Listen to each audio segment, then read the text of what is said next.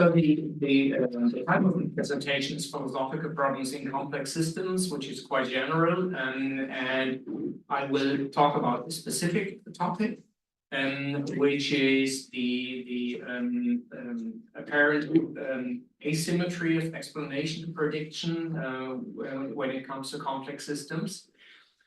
And in order to address that question, I will have to say quite a bit about complex systems in general. So I would say about half of my talk doesn't directly address this main question, but prepares the ground for the main question. You will see in the end why it is necessary to go such a long way, because otherwise, if I didn't do that, you wouldn't quite understand what I'm looking at. And it's you will see it's at the end it's rather fine-grained because I'm pursuing this question with respect to a very specific kind of complex systems. But I think you will hopefully you will see what the general idea is and how you could pursue that question with respect to other areas too. So in one talk, I think I calculated some 32 different single enterprises you could pursue. This is one of them. I didn't pursue all the others. I think this is, I didn't pick it at random. I think this is the most interesting one, but you can do it with others. Okay, so I begin with the asymmetry of explanation and prediction. As you could see in the abstract, I frame it by reference to a certain thesis by a philosopher of science, Gustav Hempel. This is mainly in order to give this enterprise a frame. This is not an enterprise in Hempel scholarship. So I could, in a sense, I could almost leave this away. But it's quite interesting. It's still quite interesting to see how one extreme view about the connection of explanation and prediction due to Hempel, and he actually had the apparently without thinking too much about it, because he didn't write a lot about it. It's just a few remarks where he says that explanation and prediction is basically the same. It's just a matter of a prediction is an explanation of an event that hasn't occurred yet. And if you have a good explanation, then it shows that an explanation of an event, then it shows that this event was to be expected. As I said, he was quite sure about this thesis and thought that this is not controversial. But when you think about it, it's quite obviously controversial. And in the first instance, one has to say it's simply wrong. So if you look at a number of cases, for instance, the theory of evolution, it doesn't allow for any particular predictions, but no one would say that this is not a good explanation.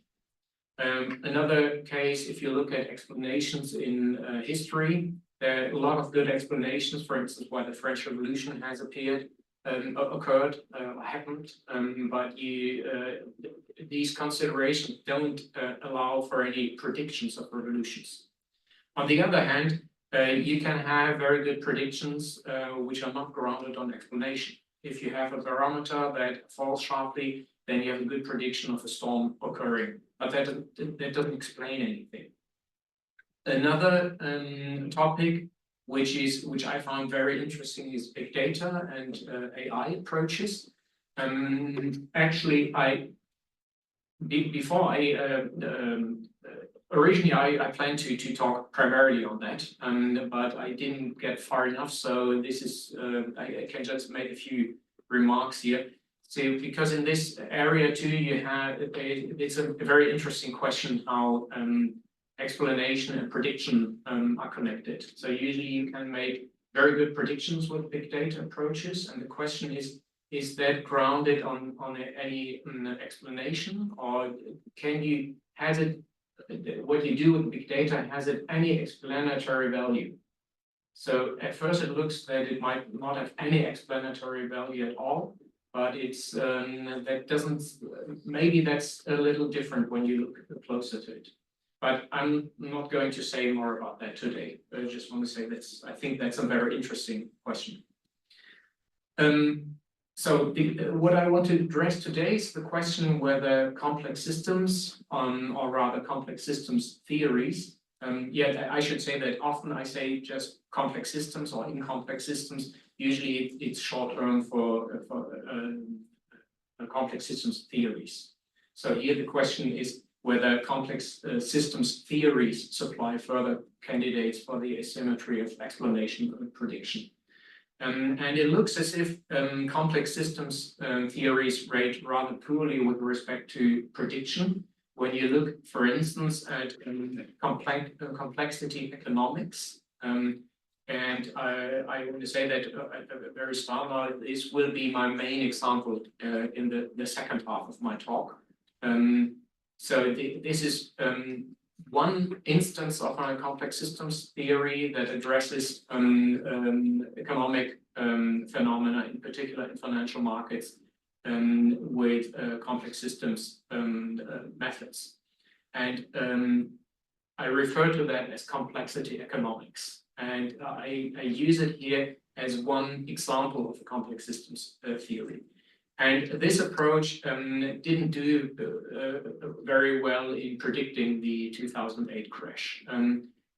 Why I refer to this particular one is not because there were no other instances later on. The point is just there was a big discussion in the scientific community about the failure to predict this event. And so there's an academic background of this particular example here.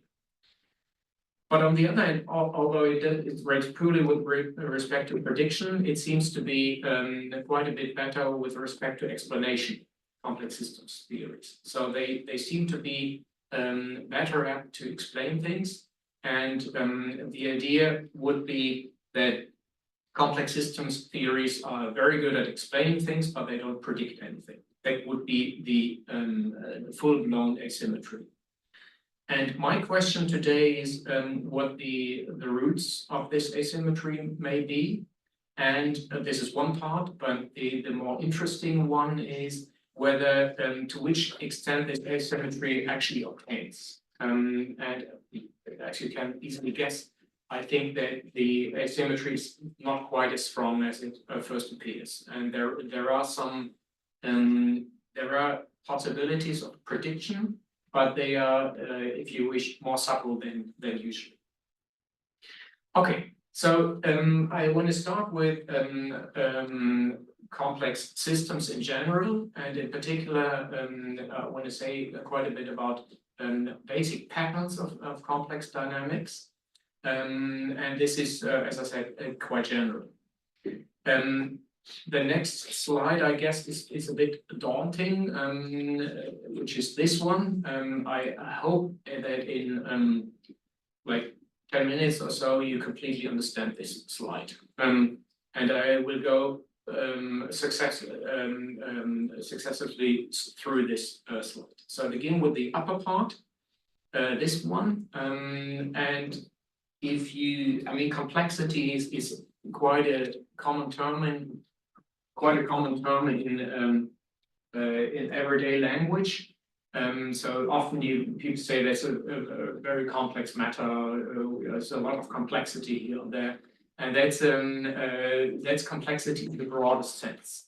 And when I talk about complexity, I want to use it in a bit more narrow and terminological way. But first, I want to say what many people understand in everyday talk by complexity. I call this compositionally complex, and that means that you have a lot of variables which are all relevant, and you need the detailed organization of the system in order to understand what the whole system does. So you need a lot of variables, you need a lot of information about the organization of the system, and then you can understand how the whole system works, what the dynamics is. And my proposal is, in this case, you should better say that this is a complicated system and not a complex system. In contrast, when you have a dynamically complex system, you usually only need very few parameters in order to characterize the behavior of the whole system. And an interesting point is that almost all the micro details are irrelevant. So you get the same macro behavior, whatever the micro details are. And when you change something on the micro level, often it has no effect on the overall behavior, which is quite different to composition in complex dynamics.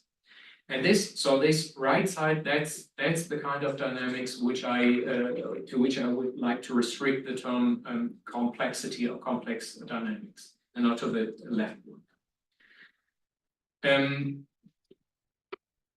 And in a dynamically complex system, it can even be that you have compositionally very simple systems. They don't need to be simple, but they can be very simple. But at the same time, you have very complex dynamics. For instance, in a nonlinear double pendulum, the setup is very easy. But if you maybe have seen that in a video, can be surprisingly complex, the dynamics that you see. And this kind of dynamical complexity arises from the interactions, more specifically from the non-linear interactions of the subunits over time. Now here you can make a further distinction, which goes back to Strevens, Michael Strevens. He proposes to make a distinction between two kinds of complex systems, which he calls from convolution to simplicity and from simplicity to sophistication. The first one, from convolution to simplicity, is things like the ideal gas law, where you have a very convoluted microdynamics and an absolutely stunningly simple law on the macro level. This is very interesting, but I'm not going to talk about this. I'm completely interested on the other side, the right side here, from simplicity to sophistication. And the idea here is that you can have a very simple microdynamics and at the same time sophisticated macro behavior. One example, for instance, is the Lotka-Volterra model of predator-prey population. So if you have a predator eats prey, the more prey he or she, you say, that eats, the more the prey gets diminished. And if there's too little left, then you get the predator dies out because it doesn't have enough food anymore. And you could expect maybe that there is some equilibrium at some point. But the interesting thing is you get an oscillatory motion of the population forever. You never reach an equilibrium, which is, I think, not what you would expect. I should say that briefly again, the idea here of this distinction is whatever complexity, so the idea is that you have a sharp contrast between the microdynamics and the macro level. It can be convoluted, the micro, and simple on the macro, or the other way around. But there is a sharp contrast. While in non-complex systems, you have something complicated on the micro level and something complicated on the macro level. It's the same. Or it's both simple. And here it's a big difference. That's what unites these two cases. Now I want to proceed a little further between and make another distinction in this group here, which interests me, which is chaotic and robust complex behavior. So chaotic complex behavior is you all know the butterfly effect. You can have very small variations on the initial conditions, which can lead to a drastic difference on the macro level, which is one reason why weather forecasts are so difficult. This is well known. the complex chaotic complex behavior is well known, and it's a interesting topic, but I'm not going to talk about that either, because I think there is another area which is by far not as well known, but in a sense more interesting, at least from a philosophical point of view. And that is the robust complex behavior. And here the idea is that you have, it's almost the opposite to chaotic dynamical systems, that you can do, the macro behavior is surprisingly insensitive to variations on the micro level. You can alter a lot on the micro level and still get the same on the macro level. One example is a self-organization or self-organized coordination of interacting parts. And maybe the most telling example are convection cells. You can see that very easily. And here I have, I don't know whether I can try it. Anyway, what I do, I wanted to show you the video, but that's too complicated because I anticipated that I have pictures too. So the here are phases in you have more or less two-dimensional flat liquid, and you heat it up from the bottom, and so it goes this way from here to here, here to here. At first, you don't see very much. You see some structures forming, and when you carry on, you can see increasingly that you have these the so-called convection cells, and they can be oscillating either in the right or in the left direction. And when you repeat that several times and begin from the very beginning, you don't always get exactly this, but something similar. You definitely get these convection cells. They can be sometimes, it's not always the convection cell exactly here with exactly that shape, but you can be sure that you get convection cells. And you can do a lot with a liquid and still get these convection cells. It's not sensitive to what you do, it's not sensitive to many things you do to that liquid. I mean, at some point when you make it too hot or when you can disturb it so that it doesn't happen, but in a very wide range, you will get that. So that's one example of a robust complexity. So you have by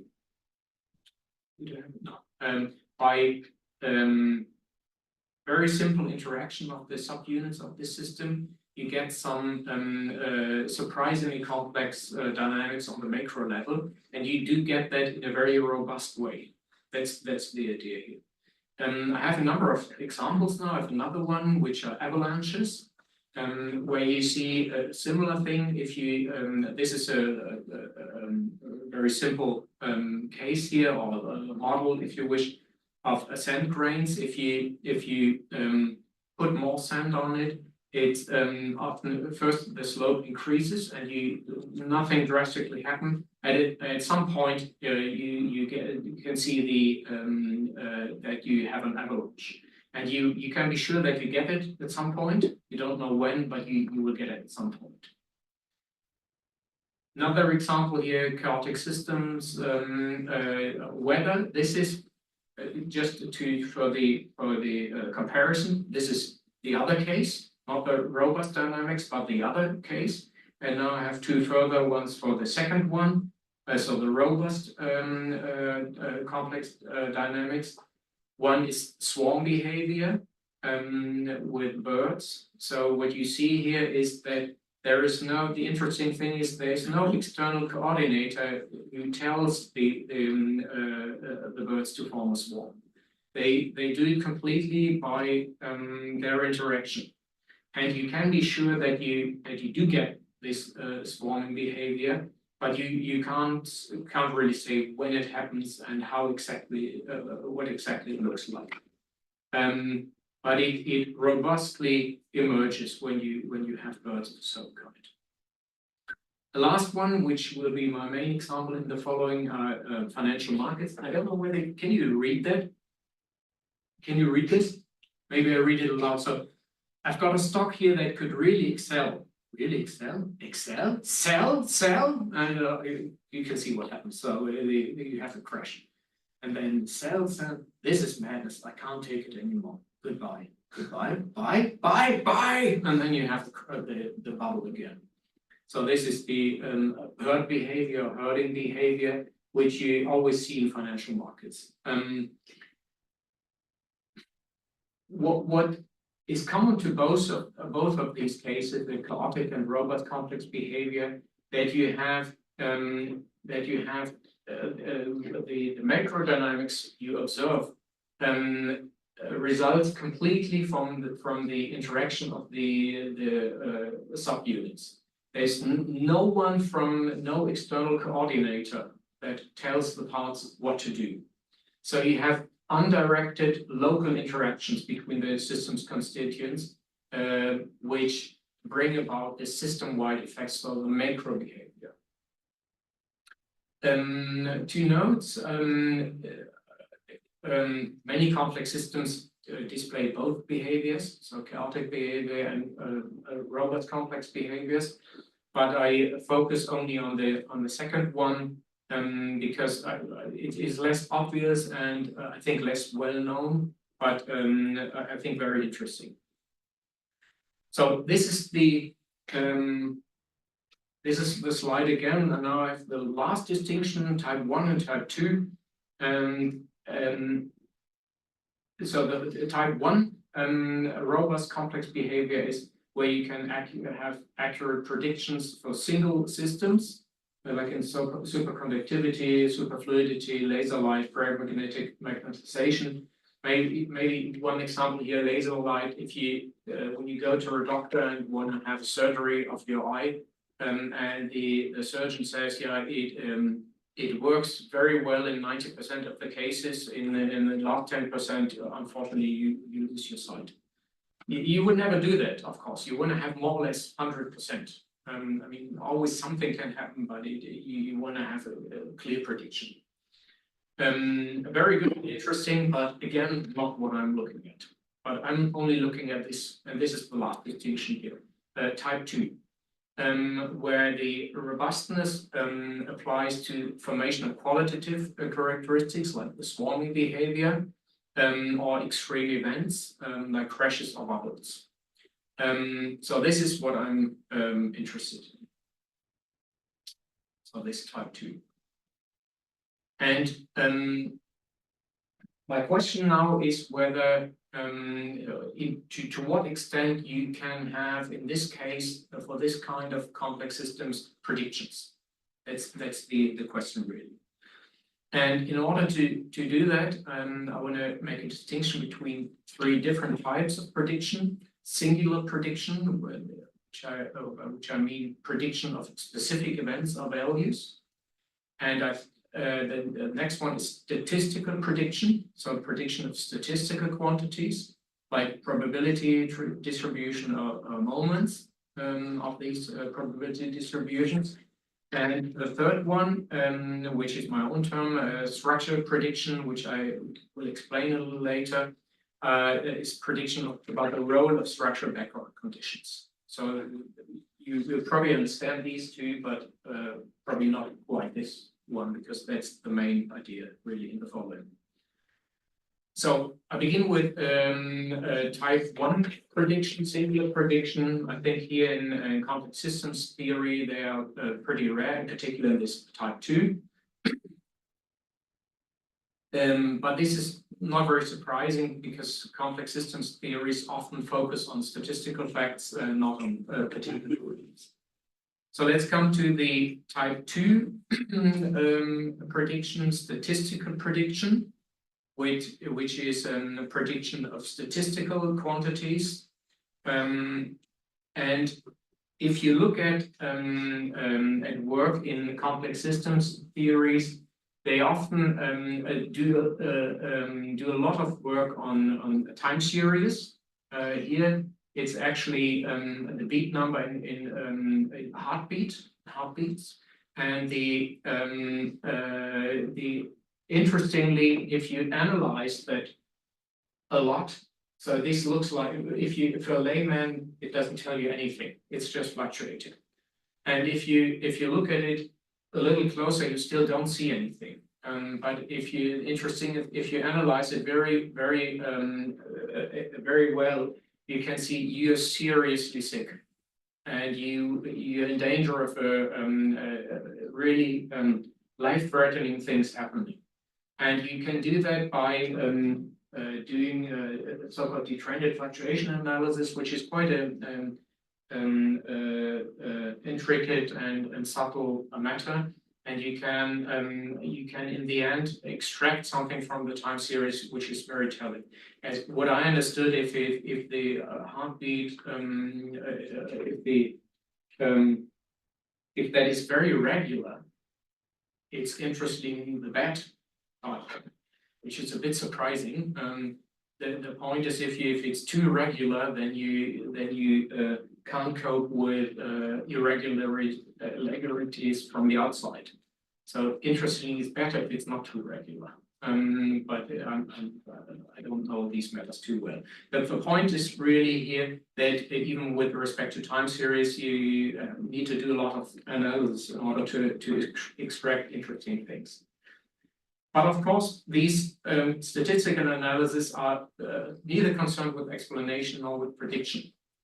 But there is another explanatory branch in here in a specific in complexity theories in general, and here in the exemplary field which I want to focus on, which is complexity economics.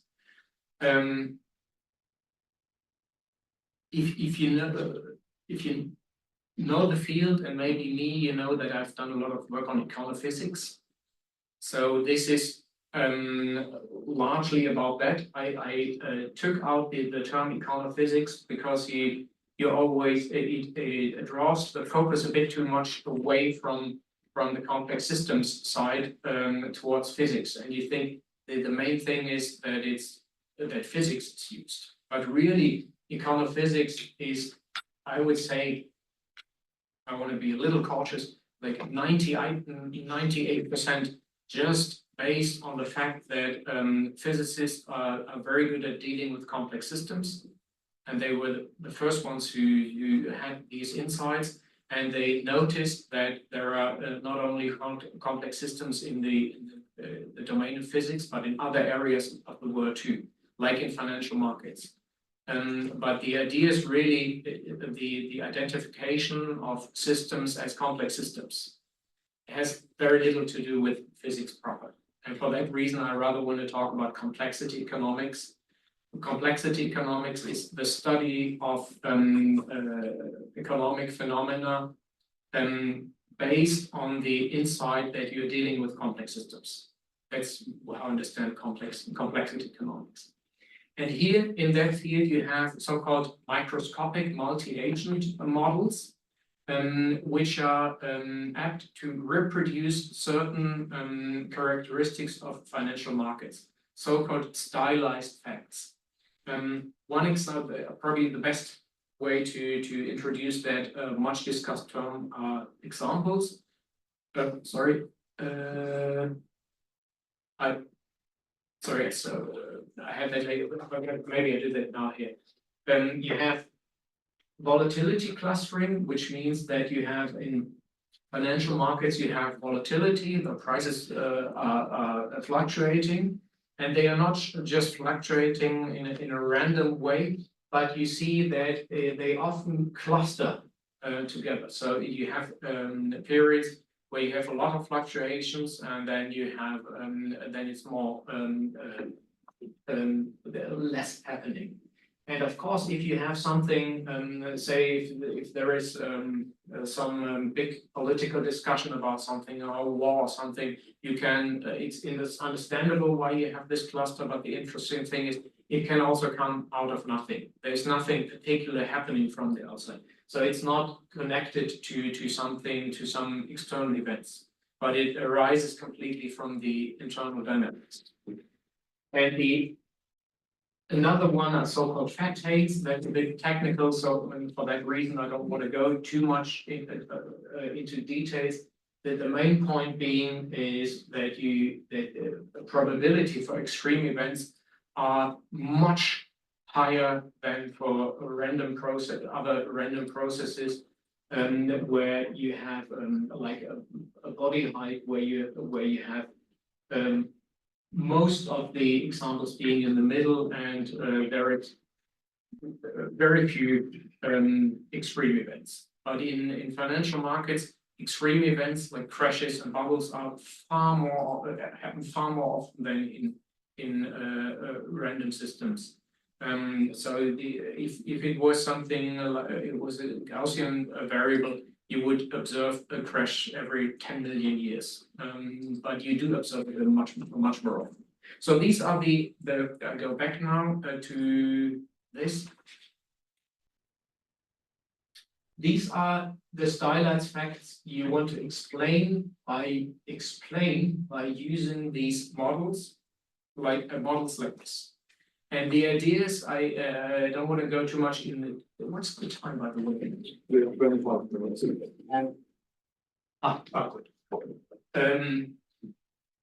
So the idea is you have two types of traders, rational traders and chartists, and they have different behaviors, different rules how they act. The fundamentalists. They compare the fundamental price with the actual price, and if the actual price is lower, they buy, and if it's higher, they sell. And the noise traders, they just go by the trend. They do they look a lot of what others do. And one interesting thing, which is particularly important, is the possibility of adaptive behavior. So these traders can switch from one camp to the other. So if the fundamentalists are losing money all the time and they see the noise traders do better, then at some point they just go to the other side. And this is actually quite important for the model. But otherwise, it's rather simple. The rules are rather simple here. And in this model, by running this model, you can actually reproduce these stylized fact, the volatility clustering, and the fat tables. The problem now is that the reproduction of stylized facts, they don't lead to any quantitative predictions that you can exploit. Stylized facts are a qualitative matter, and moreover, these explanations are usually just what is called how possibly explanations. It could have emerged in this way. And what I want to show in the remaining part now is that the main predictive power in complexity economics resides in so-called structural predictions. In order to get there, I first want to tell you something about what I call structural explanation. And this is the following. When you want to identify a structural explanation, you have to look usually you do that by studying various different models.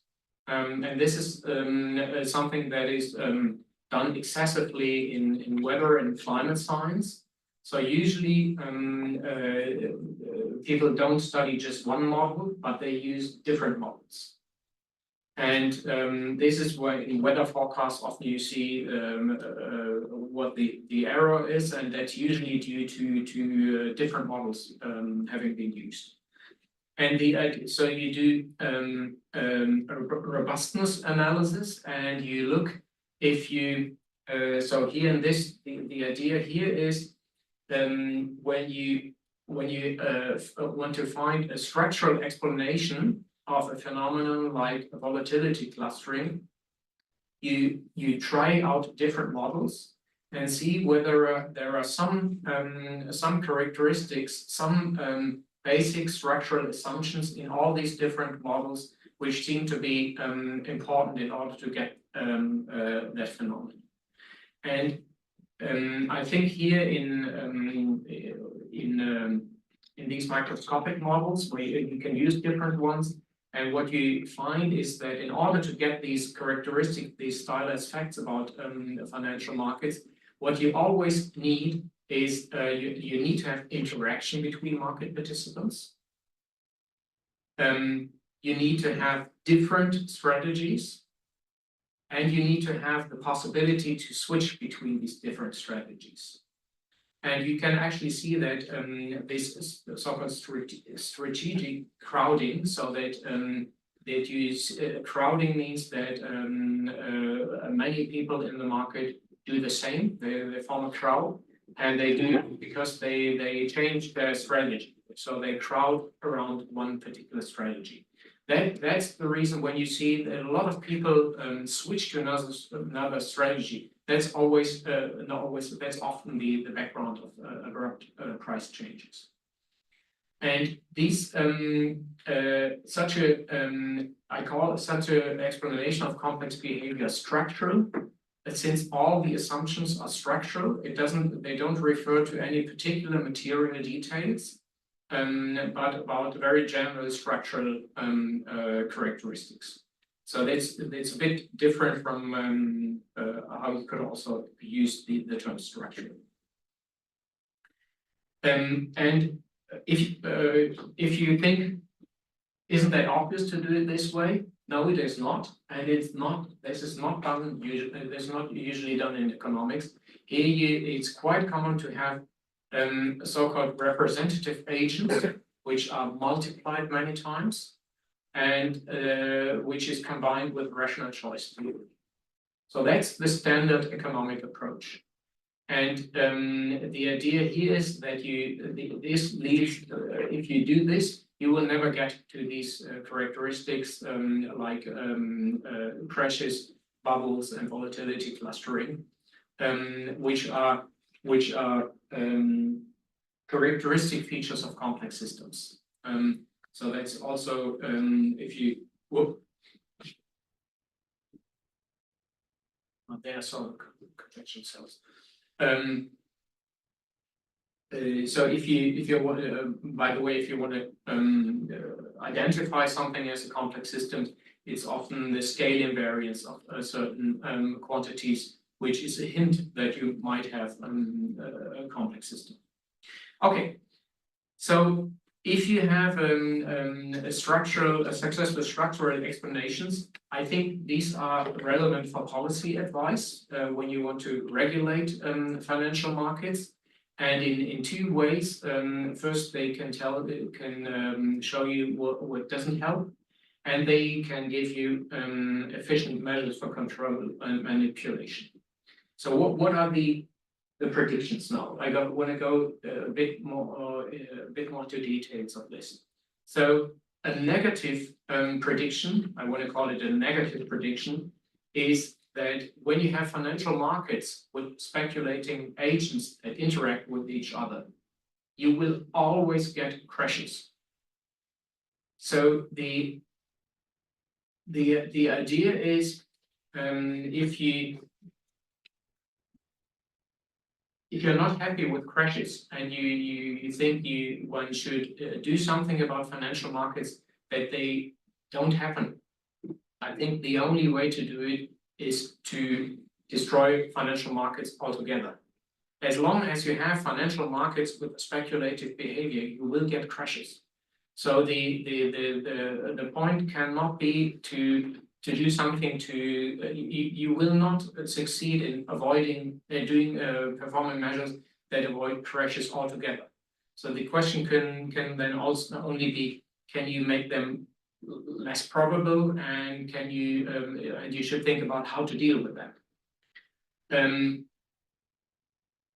And often people think that you need some external shocks for crashes, but complex system theory shows you don't need that. It's something that it's a generic feature of complex systems of this kind, that you will get these extreme events. You can't avoid that. A positive prediction, as I want to call it, is if you wanted to do something in order to make at least crashes less probable or maybe less strong, you can do something in order to you can do actually the negative one was just a realization of something you can't do, and the positive part here is there is something you can do. For instance, you can raise transaction costs because if it's of course the volatility only happens when there is a lot of activity in the market. And the another thing which is maybe even more interesting is that you can think about measures to make the interaction between the parts in the complex system weaker. So you can like short selling. When you have short selling, that's a kind of speculation on what the market will do. You sell something you don't have, and you hope that stocks go down and you can buy them back cheaper. And so there is, it speculates very much on what the others do and how they affect the market. And that actually happens, and in some periods, short selling is forbidden. And for good reasons, because this takes away the interaction between the subunits, and that makes in a sense the complexity weaker. I can see a question frame. Yeah, that was going to be one of my objectives. Is it that emerges in your mind? Okay, so I come to my conclusion. I think complexity economics does in fact display an asymmetry in explanation prediction. It explains the occurrence of large changes, in particular crashes, but it is not capable of predicting any particular large changes.